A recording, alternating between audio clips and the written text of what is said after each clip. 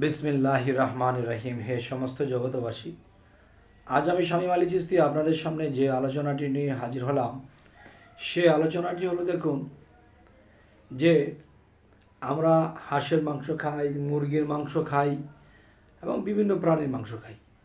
অবশ্যই মনে রাখতে হবে, যখন জবাই করবেন, এমন সিস্টেমে জবাই করবেন, তখন মনে মনে কালেমার সাথে সাথে বলতে হবে যে আল্লাহ, এটার প্রাণী, এটার ভিতরে আত্মা আছে, এই আত্মাটাকে তুমি মুক্ত করো। আমাদের খাবারের রুচিলায় তোমার নাম নিয়ে খাচ্ছি, তোমার নামের রুচিলায়।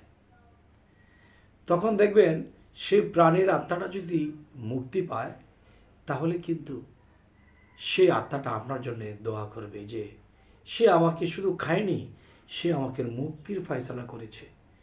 সুবহান আল্লাহ। অবশ্যই এটা যদি আমরা বুঝে চলি, সামনে আমরা বিপদে পড়ব না। ইহকাল পরকাল সর্ব জায়গায় আমরা ভালো থাকবো ইনশাল্লাহ। তো সকলে ভালো থাকবেন। আল্লাহ হাফিজ।